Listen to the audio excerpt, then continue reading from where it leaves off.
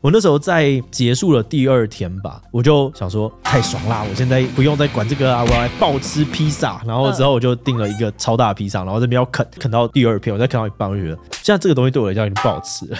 然后我就把它放着，然后就叫了一些其他的菜跟他们吃。好感人哦。对，然后我当时真的很冲击，我想说哇，我以前那么爱耍废然后吃的东西，现在竟然已经觉得不好吃了。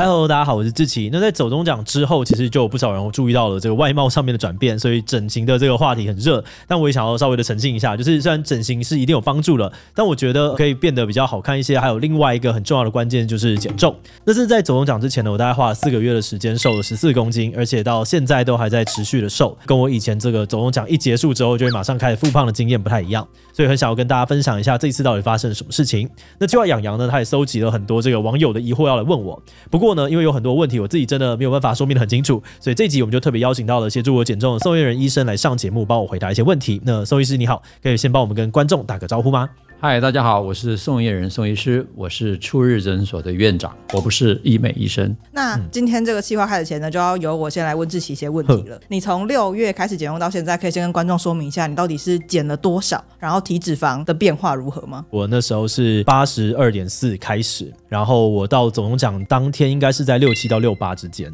然后我现在比那个时候我的体脂肪又再少了1公斤，肌肉量增加了 1.8。我记得在这个状况之下，我的总共体脂肪应该是从32点多降到现在应该是24之类的，变成到一个很好的一个状态。对对对，现在我就是有很多原本都是很惨，然后现在全部都是正常。而且我得说一个我肉眼看见的转变，就是以前就会觉得说啊，志祺就是长这样子，可是现在看到志祺的时候就想说奇怪，他的脸怎么这么的窄，这么的小，就让我觉得说哇，我不能跟他一起合照。我跟你讲，忘记是阿弟吗还是谁？他认真跟我讲过，他说你现在太瘦，我不想跟你拍照。你是因为意识到它是一个需要长期面对的事情，才想到要去找医生跟诊所吗？哦，对，一开始其实蛮有趣的，因为我有一直在重训嘛，然后我重训就发现说，为什么我明明做的很多，但是我的体脂肪一直掉不下来，我的肌肉也长不出来。然后我的健身的教练就跟我说，他觉得依我现在的食量，如果我真的有那么老实的乖乖吃，然后又做成这个样，因为他看到我在重训嘛，他就说你应该是激素有点问题，你要不要好好的去看一下。有了这个讲法之后，我放了非常的久，直到我总算觉得我人生要面对一下，然后才跑去调查一下。这样我就有点想要问医生，因为很多人在网络上面分享减重没什么其他的方法，就是少吃多动。那这句话刚刚在志祺的经验里面好像有一点点出状况了，医生能跟我们说明一下可能发生什么问题吗？ OK， 这个状况应该是说大部分的人的大陷阱就是认为少吃多动一定会成功，所以要么就是很认真的运动，要么就是刻意的少吃。那这就是我们在讲热量赤字这件事里面一个很大的吊诡。你如果从物理学来讲，热量是不会被创造的，所以你如果要减少你身上的体积，它可以化成能量的话，你一定要创造热量赤字，你才可能消失，对不对？可是这里面其实有一个很吊诡的东西。我先讲一个研究上面的发现，这个研究很有趣啊。这个研究其实发表在 Nature Medicine， 是一个非常高等的期刊。它有2组实验啊，一组人是吃低脂肪的植物性原型食物，所以是以低脂肪为主，是植物性的。第2组人呢是吃高脂肪，但是是动物性植物，让2组人都让他随便吃，你爱吃多少吃多少，吃饱为原则。过程当中都不告诉他说这个实验其实是要看体重，而且刻意跟他们讲说你不准量体重。这2个礼拜之内，这2组人都吃的随心所欲，结果发现他们吃的量都恒定。这2个礼拜之内吃低脂植物的那组，大概都每天吃2000大卡。吃动物的那组每天大概都吃接近3000大卡，但是第1个礼拜结束的时候有自动的往下修正，大概吃到2700大卡。但是他们都没有刻意减少任何热量，也没有创造任何热量赤字。2组人在2个礼拜里面都掉了大概3公斤，3公斤超多的。对，吃动物的那一组热量多700卡到1000卡那一组掉得更快更多，这基本上就完全打破了对热量的观念，对不对？第一个没有创造热量赤字，第2个吃的比较多的那一组掉的还比较多，那为什么？这个研究人员就发现原来他们跟他们以前在做实验之前吃的食物都不一样，他们吃的是原型食物。所以你吃植物也好，吃动物也好，你只要吃对原型食物，因为他们2组食物身上都有经过的营养师配对，就是第一个是原型，第二个，虽然是高脂动物跟低脂植物看起来都很健康，所以这个食物这件事情变成说它不是只有承载热量，你光算热量是不会对的。可是他们在我现在的理解里面，它承载的是一个信号，这个食物传到你身上去之后，它变成一个调节身体状态的一个信号，所以你只要吃对食物，体重自然会回到一个比较健康的状态。这是一个非常有趣的事情。我觉得这个跟我这次的学习也有一点点类似，就是以前是你在精算一些东西，但那个时候我其实会有一些困惑。第一个是我看到我的那个基础代谢率，因为我们大家就去算那个 InBody 嘛，然后我就在想说，这个东西它真的是准的吗？这种东西不是应该也会有误差吗？第二个是我就去买那些食物，那我在想说，我这食物这样子真的就能够算得出它的热量吗？这个也是准的吗？我会有一个想法是，这两个会不会它其实误差？你知道，就是那种加3%减3%的那个概念，然后最后其实我根本没有创造出热量赤字。我就把两个其实有一点点可能不准的东西，然后摆在一起，然后我觉得我在创造赤字，然后这就会产生一个认知上面、心理上面很差的感觉，就是我明明在做，但是为什么我没有得到任何的效果，满头困惑。但是这一次反而比较清晰，因为这次是跟胰岛素比较有关系，然后我就知道说，哦，对，我其实只要想办法一直让我的胰岛素或者是我的血糖控制在哪样的状态，那我自然就会恒定在那边。我们通常讲说代谢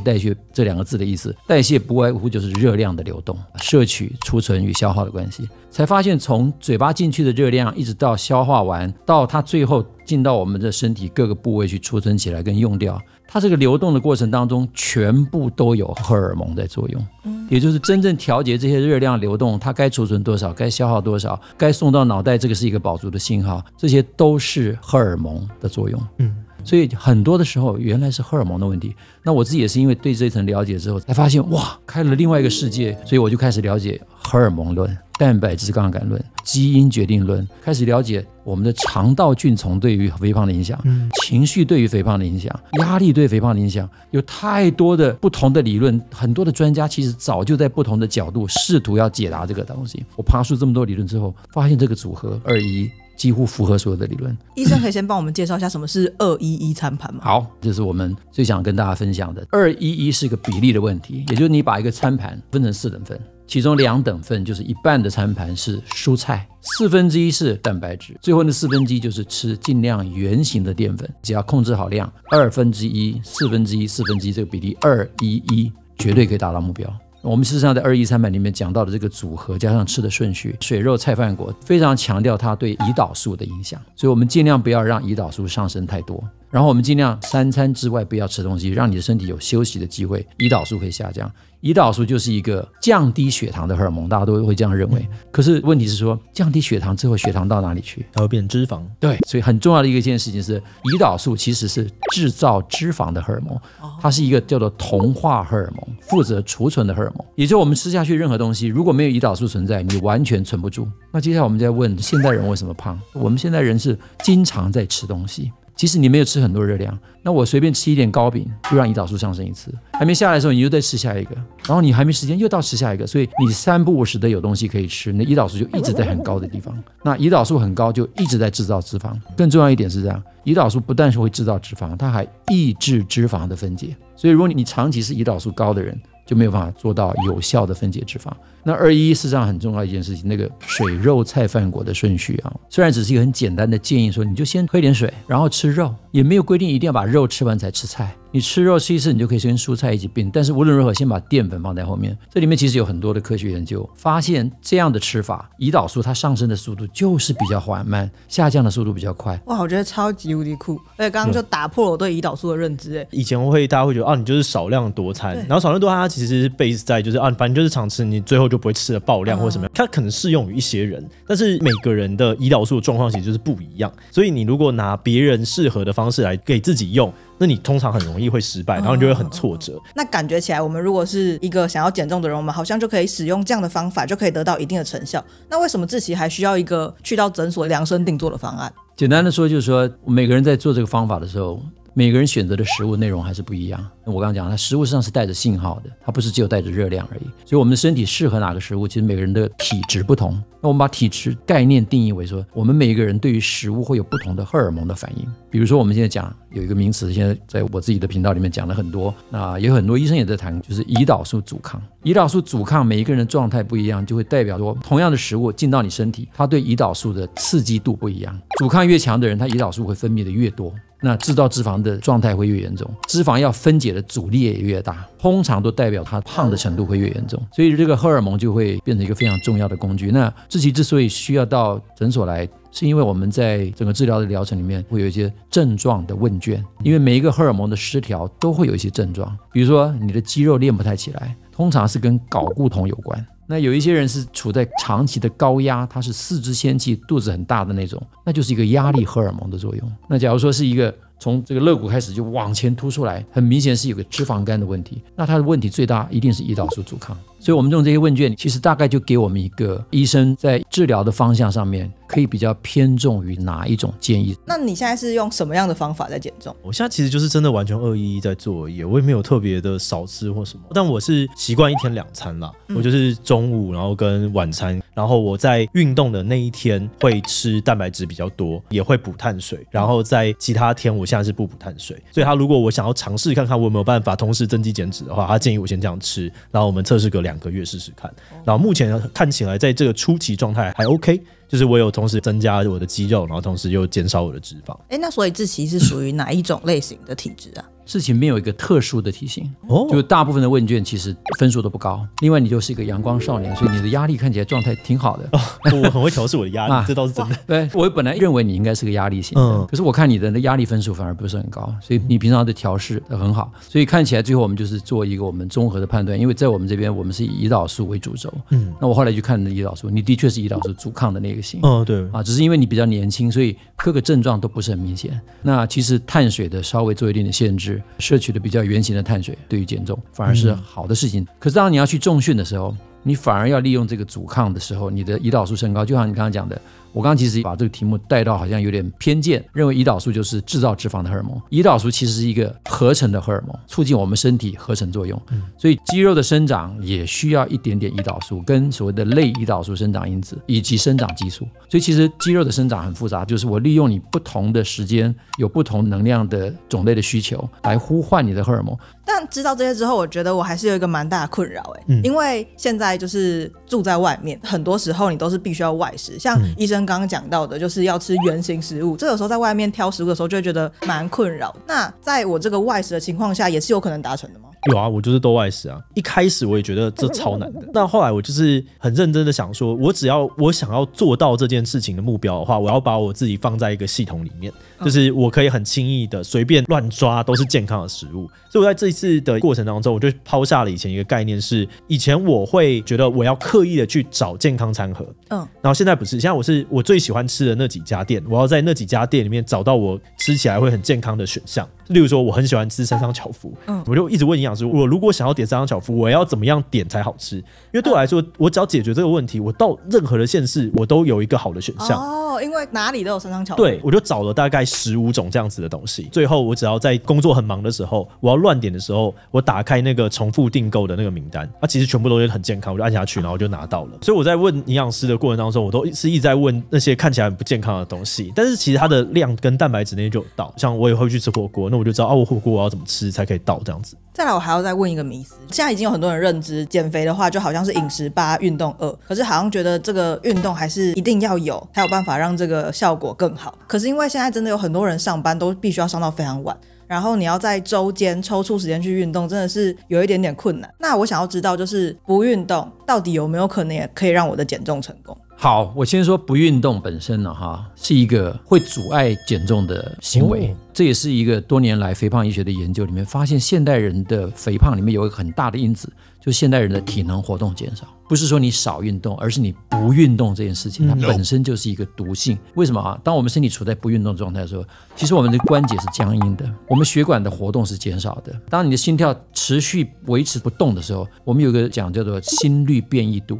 就是说我们的心跳，虽然我们在讲说正常人什么72每分钟72拍，对不对？其实每一拍之间它其实是稍有差别的，这个差别就反映了我们的自律神经。自律神经其实在我们运动的时候最容易看到差别，我们跑步的时候自然心跳会变快，这个就是你的交感神经在作用。可是你整天坐着的时候，你的交感神经跟副交感神经几乎没有刺激，它就平衡在那边，你是觉得平衡，但它其实是个不好的状态。所以我会建议就是说，运动不一定要达到像你多少强度，为什么现在有人认为说 Zone 2的 training 跟超慢跑就可以达到很好的效果，甚至于现在的研究就发现说，真正燃烧脂肪的活动是这些中低强度的活动，也就是我们现在坐在这边比我们讲话，因为其实重训1个小时也不会燃烧多少。对，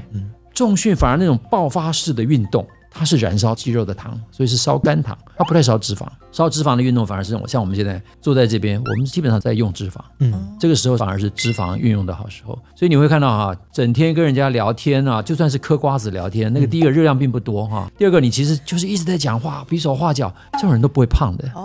所以你看我在诊所里面，我常常对于刚刚来减重的不爱运动的人的建议，我说这样，你可不可以答应我这件事情？每一餐饭后都去走15分钟。我说其实不难啊，你找个15分钟以外的餐厅去吃，吃完饭走回来，不就走15分钟了吗？再来，我想要问医生，就是也有很多人减重都会减到一个程度之后就遇到一个停滞期，这到底是为什么？好，这里是我们身体里面一个很重要的概念，就是身体还有一个设定点理论。你的身体其实对于你现在的体重是觉得安心的，当你体重掉的速度太快的时候，它通常就会想办法减少你的热量消耗。那真的事实上去测量的时候，就发现你的代谢速率会变慢。所以身体里面本来就有个警戒点。那我为什么讲说热量论永远会失败？是因为当你的身体意识到你在流失热量的时候，身体自然会调节你的消耗率，维持那个生命的恒定，对，稳定。也就是说，生命机制基本上就是不想让你消失。你想要消失的东西，你的生命会想办法 hold 住它。那有2个很关键的东西，就是第一个，你脑袋要知道说你是吃饱的。你如果脑袋 sense 到你在饿肚子，它一定会降低你的热量。所以假如你体重掉得太快，或者你经常是处在饿肚子的状态，你一定会卡关。那这个时候你反而是说，那我就想办法让我脑袋里面知道我现在这个体重是安全的，所以我每一天吃的量反而不是要减少，有的时候我还建议客人要增加。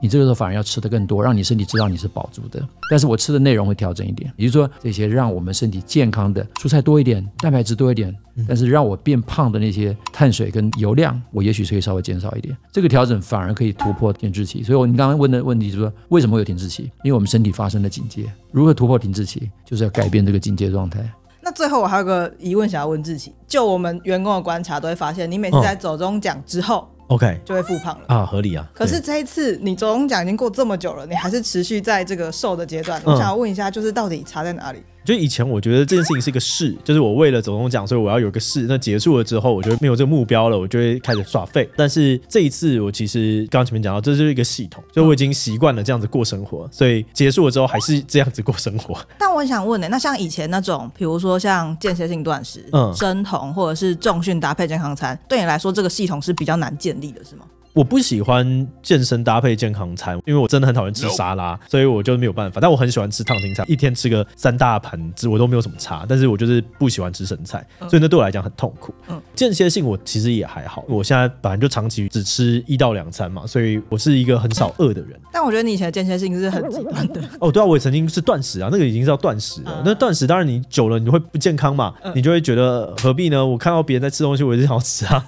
对啊，所以这一次我觉得那个状况就比较好维持。我可以讲一个有趣的事情，这是真实发生的。我那时候在结束了第2天吧，我就想说太爽啦，我现在不用再管这个啊，我要来暴吃披萨。然后之后我就订了一个超大的披萨，然后这边要啃到第2片，我再啃到一半，我就觉得现在这个东西对我来讲已经不好吃了。然后我就把它放着，然后就叫了一些其他的菜跟他们吃。好感人哦。对，然后我在当下真的很冲击，我想说哇，我以前那么爱耍废然后吃的东西，现在竟然已经觉得不好吃了。刚刚医生讲到那个会给你那个信号，你已经认识到说哦，这个是让你不舒服的信号，不是好的信号了。我不知道，我可能没有那么厉害，但是我就真的觉得它不好吃了，然后我就没有吃了。所以我可能是因为这样子，所以才有维持住吧。然后也有健康的问题啊，就是之前去看诊的时候有那个睡眠呼吸综合症嘛，所以我得到了一个新目标是，我就要把我的内脏脂肪降到 5.5， 然后我的体重要到多少，然后我就抱持着一个好，你既然跟我讲了一个新的目标，我就要做给你看的那种心情。还有下一个阶段要前进的，对。然后但我这是把它拉得比较长，因为我在外貌上已经没有任何的需求了，我就觉得那我就花个大概2个月3个月慢慢走过去就好。最后还想要请医生跟我们的观众分享一下，你有没有什么特别想要跟我们观众说明的？我想要讲的就是说，这个饮食的方法是每个人都有不同的策略，但是也有每个人不同的适应的内容。那21是一个简单可行的方法，